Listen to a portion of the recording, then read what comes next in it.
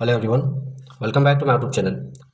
आज का हमारा मैथ्स का क्वेश्चन इस प्रकार से है, किस संख्या में 17 से भाग देने पर भागफल 23 और शेष 7 बचता है। इस क्वेश्चन के लिए जो ऑप्शंस है वह इस प्रकार से है। ऑप्शन ए 368, बी 378, सी 388 और डी 398।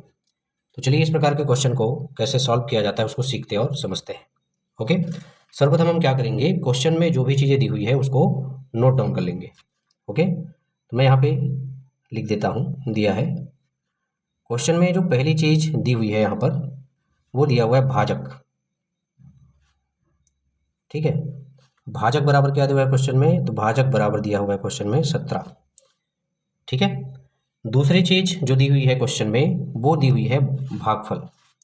ठीक है, भागफल कितना दिया हुआ है, तो 23 दिया हुआ है। तो चलिए इसको भी लिख देते हैं, भागफल।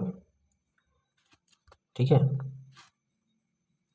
बराबर कितना, तो ये दिया हुआ है हमारा 23 या 23। ओके, क्वेश्चन में अगली चीज दी हुई है शेषफल। ठीक है, तो इसको मैं यहाँ पे लिख देता हूँ, शेषफल बराबर कितना दिया हुआ है, तो शेषफल बराबर दिया हुआ है हमारा 7। वही क्वेश्चन में हमको क्या फाइंड करना है, क्या ज्ञात करना है, इसकी बात करें तो क्वेश्चन में हमको भाज्य की वैल्यू फाइंड करनी है। भाज्य की जो वैल्यू है उसको ज्ञात करना है। क्लियर है? ओके, इस क्वेश्चन को सॉल्व करने के लिए हम लोग एक सूत्र का प्रयोग करेंगे। वह सूत्र जो है इस प्रकार से है, सूत्र। तो सूत्र क्या है, तो ये हो जाएगा हमारे यहाँ पर भाज्य बराबर में भाजक। ठीक है, फिर गुणे में भागफल।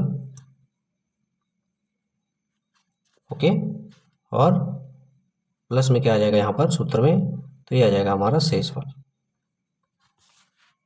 क्लियर इतना? ओके, तो चलिए ये जो सूत्र है इस सूत्र में हम क्या करेंगे, जो भी वैल्यूज दी हुई है क्वेश्चन में उस वैल्यूज को या जो भी मान दिए हुए क्वेश्चन में उनको इस सूत्र में हम लोग क्या करेंगे, रख देंगे।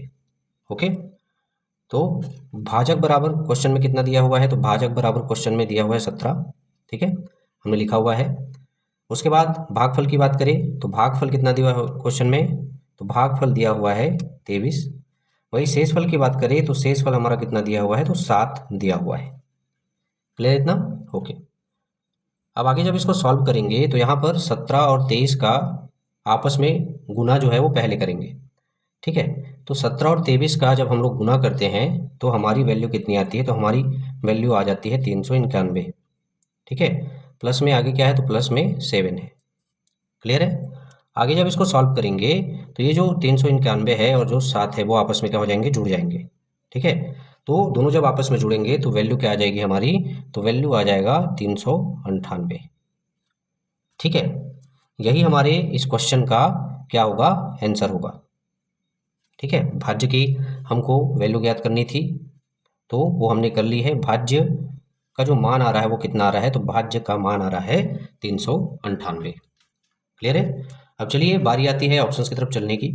ऑप्शंस की तरफ चलते हैं और देखते हैं कौन से वाले ऑप्शन में 398 दिया हुआ है। ओके ओके, तो जब हम ऑप्शंस की तरफ आते हैं तो हम देखते हैं कि ऑप्शन नंबर डी में 398 दिया हुआ है, यानी कि इस क्वेश्चन का जो राइट आंसर होगा वह होगा ऑप्शन नंबर डी। ठीक है, तो 398 वह संख्या होगी, ठीक है, जिसको 17 से भाग देने पर भागफल 23 और शेषफल 7 बचता है। क्लियर इतना?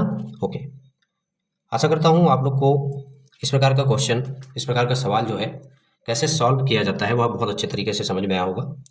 इसी प्रकार के इम्पोर्टेंट टॉपिक को लेकर, क्वेश्चन को लेकर मिलते हैं हमारे नेक्स्ट वीडियो में। तब तक के लिए धन्यवाद।